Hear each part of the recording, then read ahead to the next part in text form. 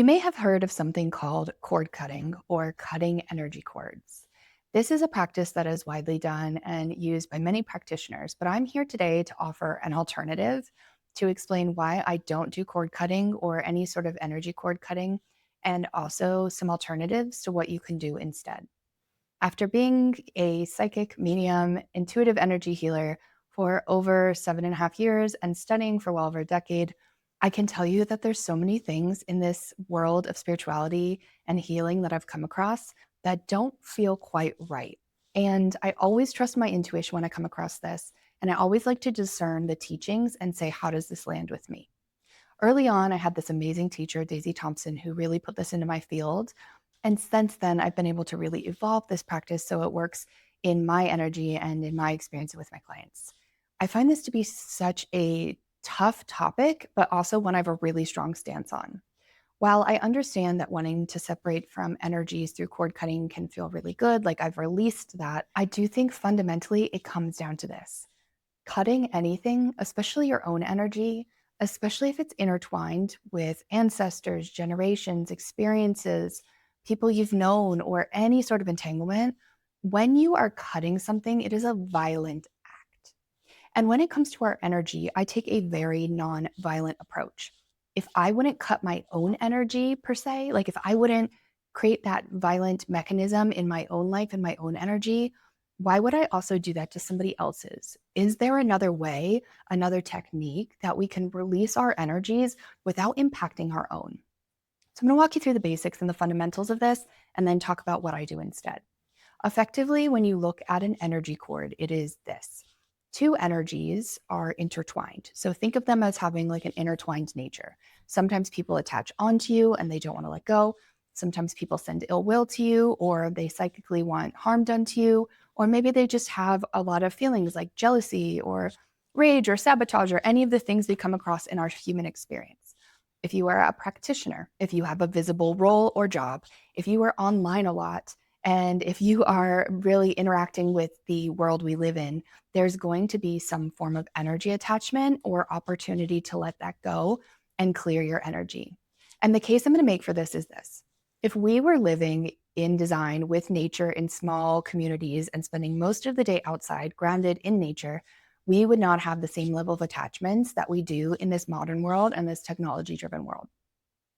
And while I'm not saying any of that is wrong or not incredibly helpful and has connected us in really amazing ways, it does come with different practices that are needed. And it does come with us being more aware of what our energetics are and what our energy needs and what it is doing, and also how it interplays with others.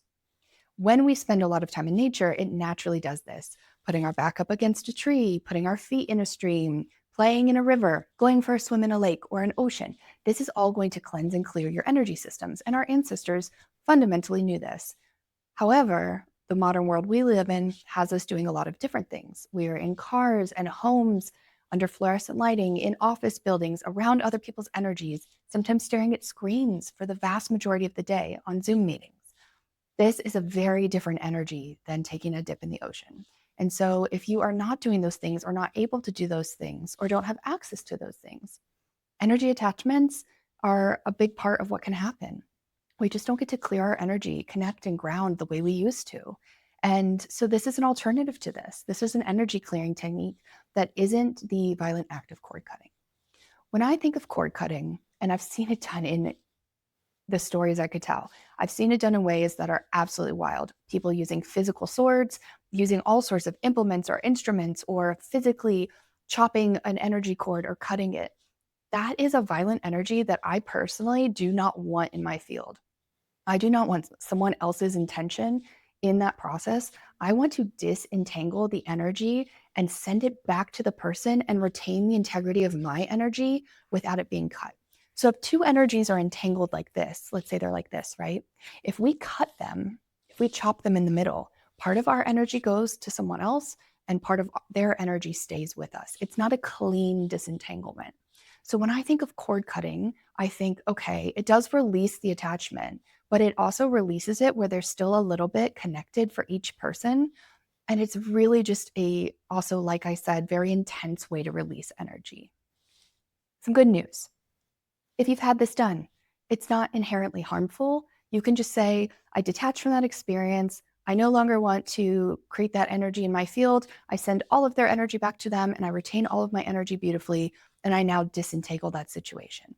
So it doesn't mean that you've had harm come to you, but it does maybe train your awareness to go there and say, how do I want to finish this process that feels right to me?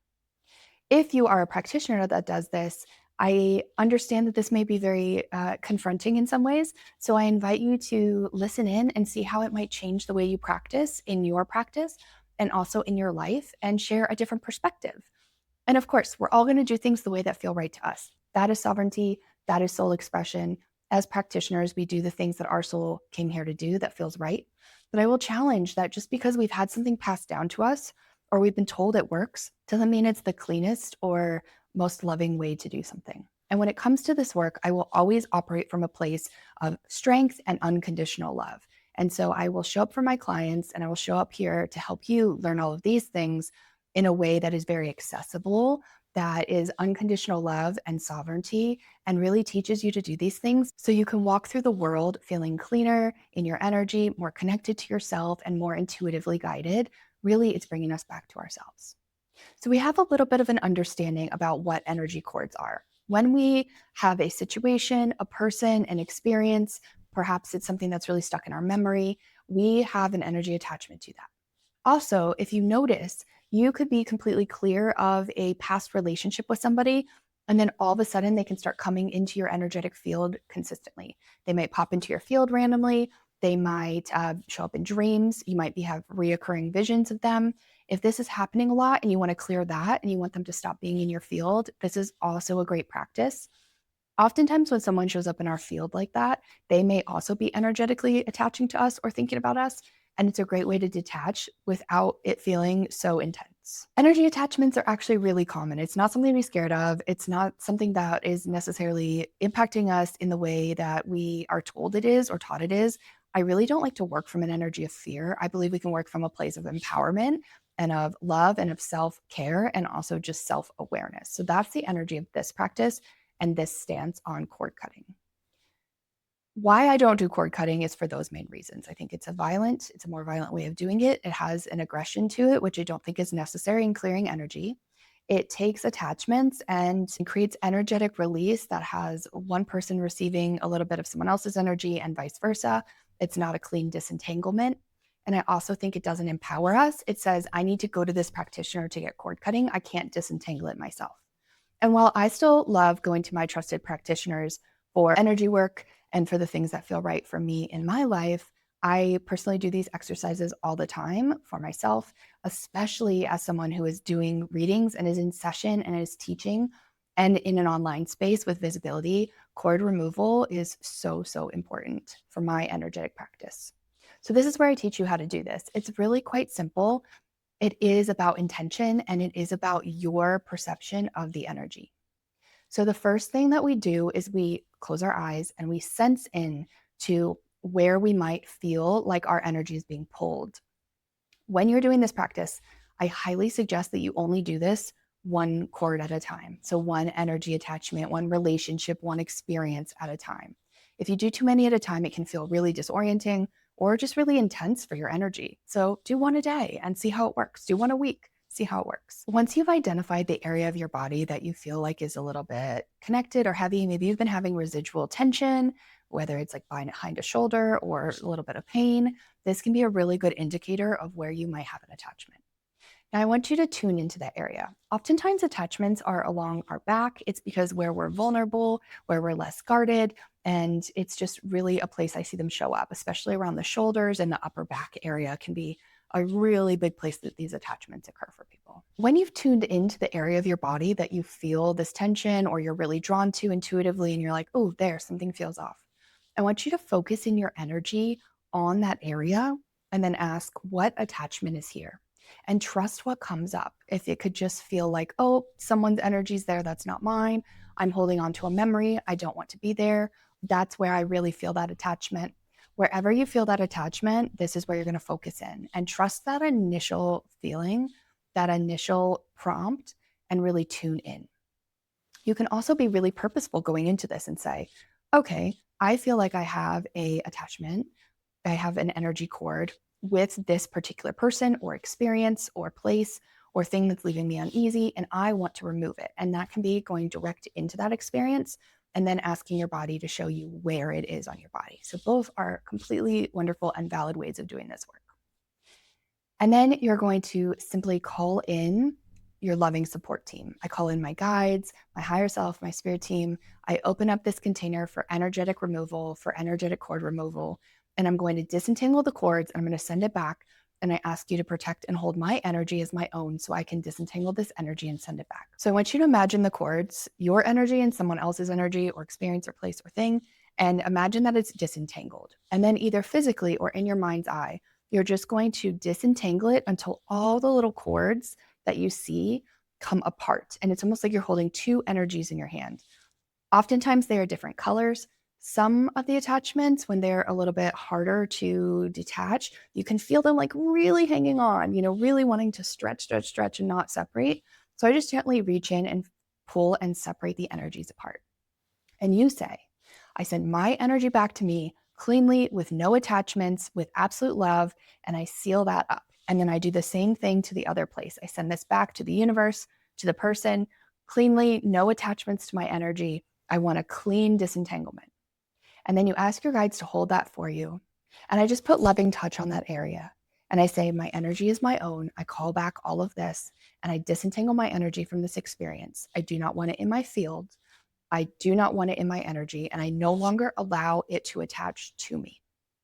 When we do this so powerfully with the power of language, the power of energy work, the power of calling in an energetic container, it is a really beautiful way to detach your cords. And this is cord disentanglement instead of cord cutting. So you see the difference there is that I went through and I disentangled the cord. I got really cued in on my intuition and my body's wisdom instead of having someone do it for me. I also knew who it was coming from and why, and let my body and my subconscious and my intuition identify that for me.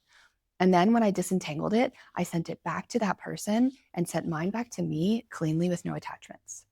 This is a great time either before and after to flow energy. So you can think of universal love flowing down through you, that golden energy just filling up your auric field. And then you can think about Earth's energy going up through the bottoms of your feet, all the way up your body and out the crown of your head, and giving you that two-way connection. It's a great thing to do either before or after or both. Another thing I love is just to actually get out in nature, put your feet on Mother Earth or a tree, or feel the wind on your face, or maybe a little sunlight on your face. Something that reminds you and fills your cup and gives you that earth element energy as you're going through this process. If you're a practitioner and you're helping someone remove multiple cords, this is a great way to do this because it is so much gentler and just as powerful. It doesn't feel like I've been all of a sudden jarred or severed or this energy of like intensity that someone is putting in your field, right? If you think of cutting, it's really quite violent. It's a severing. And just like anything in life, even though we might not want it there, I don't necessarily want things severed out of my life. I want a loving disentanglement so I can send that on their way, but also give that love back to me. I want my energy to be cared for. And it's really not so much about the other person, is it? When it comes to cord disentanglement or cord cutting, you really want to disentangle it so that your energy isn't affected. You aren't leaving remnants of that. You aren't being aggressive with your energy. You are lovingly disentangling your energy and sending it back to you with a lot of purpose and a lot of refinement and a lot of love. When you do this, it is a completely different feeling and energy than when you do it the other way. So this is my invitation to you. This is a simple practice I've shared here. Obviously, we can go more in depth. There's always more depth with these practices. This isn't an in-person class or a master class, but it is an offering, an invitation, a perspective of how to work with energy, how to work with cord removal instead of cord cutting, and why I find it to be such an impactful practice, especially when you're feeling like there is something attached that is not yours and you no longer want to carry it with you. When it comes to working with clients, I've seen this work really well in many scenarios. When you go out in crowded places and you feel like you have attachments, if you're becoming visible online or visible in your work and people are directing things towards you, whether it's vulnerability because you're more public, whether you're getting some disagreement or maybe some unfortunate hate or jealousy, any of these things can form attachments, and we really release them and just say, they do not stay with me. If you're a practitioner in session, you can do this before or after session, both for yourself and for your client. And if you are seeing clients and doing hands-on energy work, this is a beautiful way to remove cords so that you can do this for them. You can let them know what you're doing, and they can feel you coming at it from a place of care and discernment and unconditional love for them. And if you are just someone who feels like maybe they have relationship attachments, this is a really, really great and beautiful practice because you can say whatever it is about that relationship that feels right to you. Maybe you're like, I absolutely need this out of my field. This was really toxic for me. Or maybe you're saying, I honor what was there, but I no longer want this person's attachment in my field. Our time together has come to a close, and this is a closing ceremony for me. Whatever this is for you, it's all valid. It is your experience. And you will look at this and you will say either, I agree with this, or I don't agree with this, or I'm going to try it, or this holds something for me. But if this found you, I do invite you to check it out, to practice, to see how it sits with you, to journal about it, and to potentially identify some areas where you would like to try removing this and just really feel in your own energy and feel that loving remembrance and reminder about the vast difference between loving cord removal and empowering cord removal and energetic sovereignty versus cord cutting, which is, again, a very intense practice. If this was something that was helpful to you, if you were like, wow, I've never considered this perspective, but I really feel like there's something here for me, I invite you to subscribe to learn more about all things energy intuition, psychic mediumship, and returning to your intuitive signal, your inner knowing through the noise of life.